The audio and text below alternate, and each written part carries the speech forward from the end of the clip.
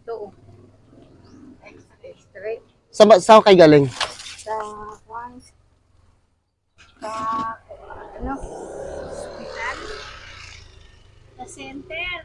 Center. Sino ang pinunta nyo sa center? Si Godfrey. Ay, yung mister nyo? Anak, May gamot na anim na. May sakit sa. Oo. nandun siya sa ospital ngayon? Hindi, andun sa trabaho. Diretso pa sa trabaho? Kahit na may sakit, trabaho pa rin. Pinilit niya magtrabaho. Ito po mga kapatid, yung kanyang asawa, nasa 60 years old na, trabaho pa, construction. Kahit na may sakit, pipilit maghanap buhay para lang may matustusan yung kanilang mga pangangailangan. Nakakaawa po yung kanilang kalagayan. Kaya ito, si nanay, kahit na na-stroke, ganyan ang kalagayan niya, pinilit niyang dalhin ng asawa niya sa center para ipatingnan. Sobra po kami naawa sa mag-asawang to, kaya yung abot na aming makakaya, bibigay po namin sa kanila.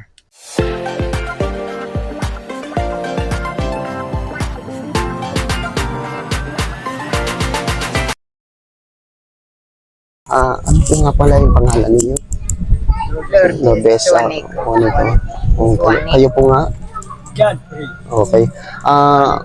May nakapagsabi po sa amin na yung katayuan nyo sa buhay ay ganito. Kaya kami ay nagpunta agad-agad para makita yung katayuan nyo. Ito po mga kapatid, tingnan nyo nga naman yung kanilang tahanan. Ito lang po. Kulang pa sa isang dipa yung kanilang space ng kanilang higaan. At yun na, kasama na dito yung yung kanilang kusina. Nilagay ng damit, wala po sila, nakalagay lang yan sa bag lamang. Tingnan nyo naman, nakakaawa ang katayuan nila. Ayan po, tingnan nyo nga naman. At balita ko po, Manang Lourdes, kayo po ba ay na-stroke daw, sabi. Kaya may nagrekomenda sa amin na kayo nga daw kayo ay aming tulungan dahil nga na-stroke kayo. At ang asawa ninyo ay 2 linggo na daw na hindi nakakasahod. Ano nga pala tay ang inyong trabaho? Construction. Sa construction. Sa ilang taon na po ba kayo tay?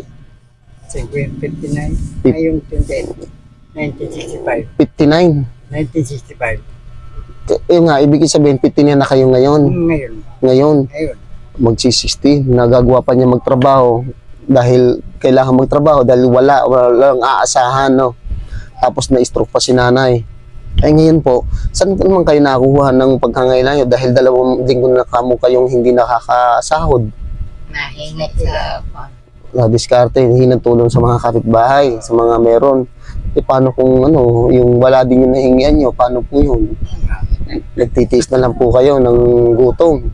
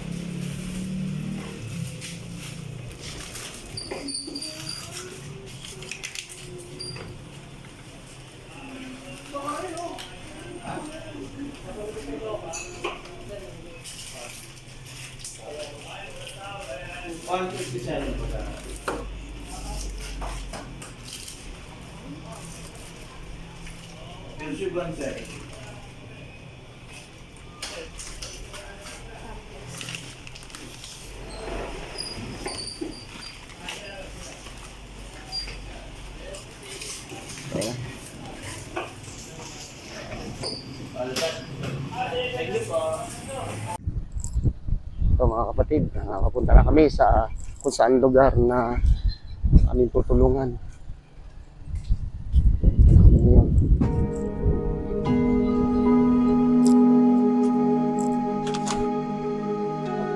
Ito na ako, pupunta na kami doon sa kung saan naandun si Lourdes para bigyan namin ng handog ng Kahit konti, mabigyan namin, makatulong kami.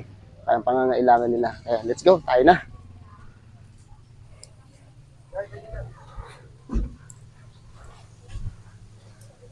Tao po. Magandang araw po. Pwede ba kami tumuloy sa bahay? Salamat.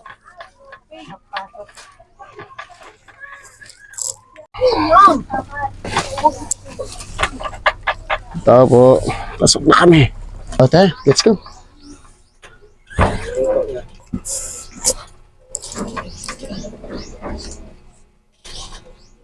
Yeah, pasok. Ay, magandang araw po. Kumusta po kayo, Nay? Saan ba kayo galing? And nagpa-extra yung kuwan ko. Si Godfrey. Yung asawa niyo. Oo. Ba't ano ba ang nangyari sa asawa niyo? Ay, baga. Nagpa-doktor. Nagpa-check up sa, Oo, yan o. ito. Ano po lagay ng asawa niyo? May baga daw po. May spot ang baga. Eh ngayon, nasa na po siya ngayon? Nagtrabaho. Trabaho pa rin. Eh kayo, kumusta naman po kayo? Dalawa kami nagpunta. Tapos iniwan niya na siya sa trabaho, tapos dumuwi na kayo. Kumusta naman po yung yung buhay niyo mula nung kami nagpunta rito? Ayos naman. Yun yung mga kapatid ang kanilang tahanan. Halo-halo po. Yan, malit lang po ng kanilang tahanan. Ayun po yung kanilang kusina. Kawan, Ayan po. baliti. Ito po yung bahay nila. Nasa tabi lang po ng puno ng baliti. Yan. Nakapagpa-check up na po ba kayo? Hindi nga. Hindi pa kayo nagdiretso magpa-check up na rin para sa barangay. Wala nga eh. Bakit po? Bakit po wala? Nagpa-check up ako dito. Yung doktor. Ito. Binigay sa akin.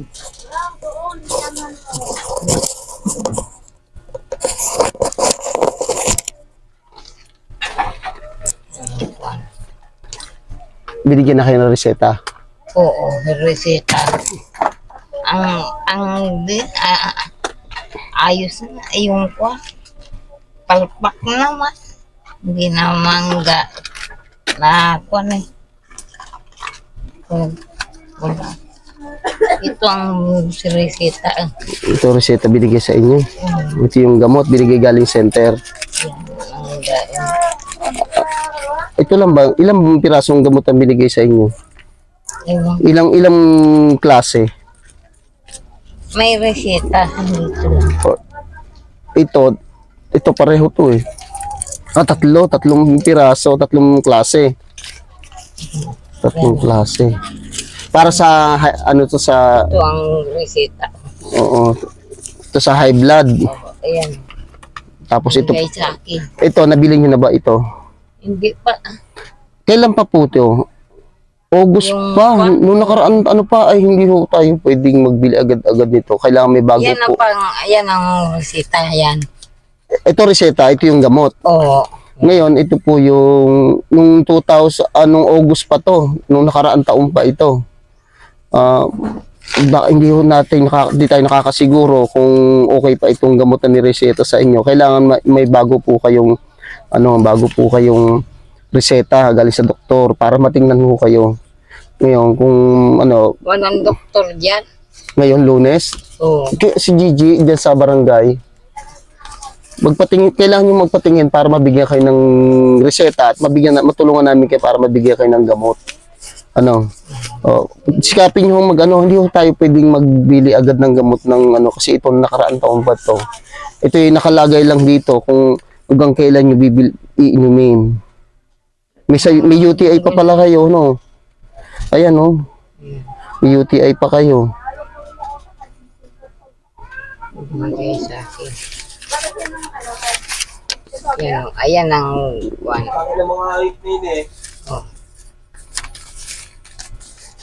Bali, Eh, kumusta si tatay? Nakasahod na ba? Nung sinabi niyo sa amin na dalawang nakasahod naman. Kailan pa, nung pumunta kami dito, sabi niya 2 linggo na siyang hindi nakakasahod. Kailan po pa siya nakasahod noon? Ilang araw pa? Hindi pare-parehas. Hindi, isabihin na mula nung pumunta kami, sabi niya 2 linggo. Nag-ilang araw pa bago siya nakasahod? 2 linggo. Nag-2 linggo pa? Nag-2 linggo pa? Eh, di paano ho yun? Saan ho kayo kumukuha ng Nangihingi kami pagkain. nangihingi ng mga pagkain sa kapitbahay? Eh, kumusta na yung yung kuryente nyo? Saan ho kayo nakakabit ka lang kayo? Kuhan dito. Dito sa may junk shop? Oo. Magkano binabayaran yung kuryente? 400. 400 buwan-buwan. Oo. Eh, yung tubig ho? Wala. To Poso. puso. Buti may poso, ano. Oo. Lang yung kanilang tahanan. Eh, pag naulan na, paano ho ito? Pag naulan, natulo. Oo, natulo. Yan. Mga Tutuluan. tulo. Yan. Kawawa naman kayo. Eh, nabigyan na ba ng reseta si tatay sa kanyang Wala pagpapacheck up? pa. Sa bukas daw. Bukas pa bibigyan. Tapos, Walang kuhan. Gamot. Tapos- Isa. tapos pumasok pa. Oo. Ayun po mga kapatid, si tatay kahit na may nararamdaman, pinipilit niyang maghanap buhay para lang maibigay sa kanila yung pangangailangan na. Yung napipilit siya na magtrabaho kahit na may karamdaman sila. Parehas po sila may karamdaman. Si Nanay Lourdes ay na-stroke. Nung nakaraan, 2 linggo nakalipas, nagpunta kami dito, in-interview namin sila tungkol sa buhay nila. Yun nga, 2 linggo hindi pa nakakasahod si tatay. Kahit na may edad na siya, napipit magtrabaho, tapos ganun pa nangyayari, hindi pa nakakasahod. 2 linggo, tapos 2 linggo pa bago pa nakasahod. Tapos yung sinahod pa yata ninyo, yung asawa nyo, eh kulang pang pambayad sa utang. Yan. Kulang. Kulang pa. Ay paano yung buhay nyo? Mas may sakit pa kayo. Naningil. Wala namang bigay. Wala may bayad kasi doon lang ano. Eh, nandito kami para tumulong sa inyo. Magbigay kami ng konting tulong. Pasensya nyo na ho yung bigay namin ito sa inyo. Eto kami mag-asawa. Galing lang ho sa amin to. Kami hindi ho mayaman, hindi mahirap. Sakto lang buhay namin. Pero kaya namin magbigay. Kasi naawa kami sa inyo, makagaya ninyo. Nangako kami na babalik kami. Nung nakaraan, ang kapatid, nung nakaraan kasi yung unang interview namin sa kanila, yung dala namin ay naibigay na namin. Yung interview namin sila, eh wala daw sila bigas. Kaya ay may natira pa naman bigas sa bahay, kaya dinala namin sila. Bigas, hindi na lang namin na-videohan. Pero ngayon, bumalik kami, bigay kami ng bigas ito. Pasensya na ho kayo dito sa bigas no. Kahit paano makakatulong ho yan sa inyo. Nagbigay na rin ho kami ng itlog para sa inyo. Para ito, shampoo. Palmolive shampoo. Ito po. Express pala. Tapos nagbili po kami ng Lucky Me para pang luto-luto nyo dyan. Ito pa isa, Lucky Me Pasit Canton. Lucky Me, baka naman. Pero binigyan namin yan ng Lucky Me Pasit Canton. Dito na nabili namin Magic Sarap. Ito pa yung isa pa. Tapos binili ako namin kayo ng gatas. Para huwag na kayo magkape, gatas na lang. Hindi namin kayo binili ng kape. Gatas na lang. Binili din namin kayo ng asukal. Asukal. Ayan, asukal. Tapos, ilang sardinas din. Para instant na rin. Para kung mag-gisa na lang. Kaya hindi kayo makaluto. Meron kayong dilata. Dala na rin kami ng sabon. Para may panlaba kayo. Ito rin. Sabong mabango. Yun. Nagdala din ho kami ng damit. Kasi alam ko na kayo kailangan nyo rin ng damit. No? Ito galing sa aming sponsor na ayaw magsabi ang kanyang pangalan. Saka yung dagdag na rin yung sa aking misis, yung bigay niya. Babagi ho ito sa inyo. Ayan ay. Pang simba-simba niya na, maganda yan. No? Ayan o. Kaya para meron kayong damit na panlakad. Ito, yan, ganyan. No? Maganda yan. Bibigyan naman natin lahat. O kasi ilalahat na raw. Bibigyan pa sana kay tatay. Oh. Eh, maliit ang katawan ni tatay. Kaya ito, kay tatay pa, pantrabaho. Oh, ito, ano, mahilig sa, ano, nakita ko, mahilig sa tatay sa polo shirt eh. Yan. Ito ba, oh, kay tatay din, oh. Okay. Mababayan, may dito sa inyo, ha. Ito pa. Wow, ang ganda yan, na, oh. Ayan. Para ano nyo. Oo, meron pang ditong pang ano, bagay sa inyo yan. Pinili niya na asawa ko sa inyo para may suot niya. Maganda yan. Ito, oh.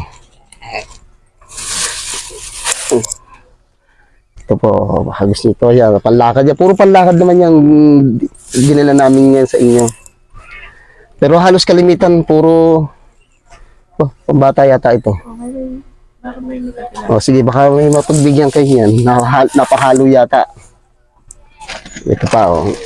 Ayan, oh, Nay, ang ganda yan, bagay sa inyo. Para kung saan magsimba kayo, meron kang masusuot. Ito, yung kita tayo. Ayan. Ito, yun. Ito, pansimba rin to. Maganda rin to pang ano, pagpunta kayo ng ano. Pag pupunta kayo ng center, oh. Ito pa, oh, Nay, maganda ito. Ayan. Oh, ang ganda yan. Bagay na bagay sa inyo yan. Ito pa. Ito pa lalaki, no? Pababae. Babae. O yan, sa inyo. Puro yata sa inyo. Nakakalamang yata kayo. Sa tatay ka konti. Ito pa, o. Puro maganda yan. Tatay naman ni... Ito, jacket. O, jacket para kay tatay. Jacket kay tatay. O, ganda. Pambabae? Babae. O, pambabae mo ang lalaki. Basta gininaw, pwede suotin yan. Ito, cellphone mo to. Yun po, yun po yung lahat yung binigay. Pasensya na kayo na sa binigay namin yan, no? Sana makatulong po yan sa inyo. Hayaan nyo kapag kami nakalog-log uli at bibigyan pa namin at dadala namin. Kamay lang eh. Babalikan namin kayo. Hindi ho yung karamihan, pero malakakatulong ito sa inyo, pangailangan nyo. Hindi na kayo mangungutang o bibili dahil meron na kayo. Kaya nyo, kapag nakalog-log kami, kami babalik dito para tulungan kayo. Lalo na yung pagkuha nyo na bibisitahin namin kayo para makuha namin yung yung reseta ninyo at mabigyan namin kayo ng gamot, mabilhan na kami kayo ng gamot. Kung papalarin kami at may mag-sponsor, papalarin kayo at may mag-sponsor na magbigay ng tulong kay Nanay Lourdes, tulungan natin sila dahil kailangan nila ng pambiling gamot, lalo na sa edad nila ay na-stroke si Nanay Lourdes, si tatay naman. Ano ba ito yung pangalan ni tatay? God preso Nico. God preso? Soan Nico. Suwanico, yun po. Ano ba palayaw niya? God pre lang. Godfrey, si Tatay Godfrey na nagpipilit magtrabaho. Sa edad niya ngayon at may sakit pa siya, nagpipilit siya magtrabaho para lang patustusan yung pangangailangan nila. Ito po yung kanyang reseta. Oh. Katunayan po na galing ngayon siya sa center. X-ray department. X-ray pa siya. Yun po, kung sino man po yung magnanais tumulong kay Nanay Lourdes at kay Tatay Godfredo, tulungan po natin sila. Kung sa amin lang po manggagaling yung tulong, maliit lang po yun. Kaya naman kami kumakatok sa inyong mga puso, mga kapatid, na ay tulungan natin sila. Wala pong ibang makakatulong kundi tayo rin mga tao, kapwa-tao. At kung sino pa yung makakaluog-luog dyan, makipag-ugnayan lang po kayo sa amin upang maihatid namin ang tulong na ibibigay nyo para sa kanila. Kaya wala po ibang tutulong kundi tayo lang po mga kapatid. Kaya kami nagsisikap din mag-asawa para makagawa din ng pagtulong sa kapwa kagaya ng ginagawa namin ito. Kaya Nay, ito po yung babalik na lang po din po kami at bibisitahin namin kayo para malaman din namin kung nakakuha na kayo ng reseta kung nagpapagamot na kayo. Bukas. Sige po, babalik. Ayan. Sa ganun ay matulungan namin kayo, may paggamot namin kayo, makarecover kayo at para Kung papala rin, ay mapaayos naman itong inyong kahanan. Malay nyo, merong tao na nakapanood sa video ito, mabigyan kayo ng papagawa ng bahay. Hindi kagaya nito. Pader pa ng bakod yan ang kabilang ginamit nyo, no? Buti pumayag po yun. At nasa gilid pa po sila ng puno ko yata ito ng balite. Paano kung bumagyo? Magibaan pa kayo nito. Yan. Yan o. Ayan punong baliti po yan. Hindi yan. Tapos ang lit-lit lang po nito. Pagpasok, hirap na hirap makapasok. Pag naulan, nabaha ba rito? Hindi po. Hindi naman. Buti naman yung ganun ng no. Sige po, Nay. Maraming po salamat sa pagtanggap sa amin. Pasensya na po kayo sa binigay po namin. Alam po namin na malaking tulong din po ito dahil hindi nyo na po ito bibilihin. Iluluto nyo na lamang at hindi na kayo mangungutang. Ayun na lang po ang lahat. Babalik-balikan na lang namin kayo. Pag nakaipon kami, babalikan. Lalo na makaglakuha na namin, tutulungan namin kayo makabili ng gamot. Magbibigay din naman ng ang barangay ng karagdagang gamot para sa sakit nyo. Pero iba pa rin yung nakakabili ng yung kakulangan. Hindi naman kasi lahat ng gamot doon ay meron diyan sa reseta ibibigay sa inyo. No? Kaya makakatulong din kami at makapagbibigay din kami kahit konting cash sa inyo. No? Sige po, maraming po salamat. Po mga kapatid, hanggang dito na lamang. Ano po masasabi nyo? Pwede nyo kayong humingi ng tulong, Nay. Kung gusto nyo, mahingi kayong tulong di sa ating mga viewers na kung maaari. Maniwagan po kayo. O na, ano masasabi nyo?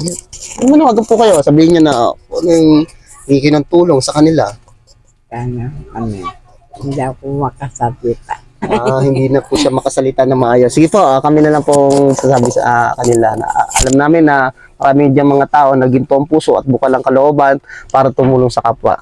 At kagaya po nila na handang handa kayo tumulong, ay tulungan po natin sila sa kagaya po nila. Wala, maraming po salamat. Like and share po mga kapatid upang makatulong kayo sa amin at sa ganun mas marami pa kayo matulungan. Subscribe na rin po. Subscribe Galog TV and like and share. Salamat po. Hello, galing kami kina ni Lourdes. Ito, bigay na kami. Kaya pauwi na rin kami. Yan, pauwi na rin kami. Salamat po.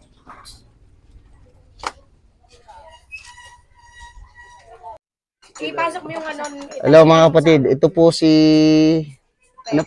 Ate Tess. Iyan po yung nagsabi sa amin na tulungan yung aming kapatid, yung kapitbahay nila na si Nanay Lourdes. Ayan po. Marami po salamat sa kanya dahil kundi dahil sa kanya, hindi po namin alam na ang kalagayan ni Nanay Lourdes ay ganyan. Kaya siya po yung nagsabi sa amin na tulungan namin sila. Kaya pasalamat po tayo kay Nanay Lourdes dahil meron siyang ginitong puso, hindi po siya makasarili. Kaya like and share, Galog TV po, like and share, subscribe niyo po ang aming channel upang sa ganun mas marami pa kaming matulungan. Good luck and maraming po salamat and God bless you. Salamat din po sa inyo ng marami. Ay, pasensya ka na sa bigay. Shoutout mo naman yung aming channel, Galog TV. Shoutout sa Galog TV! Yung kay Kuya Raymond. Kailangan pala sila ng damit. Tinanong ko kanina.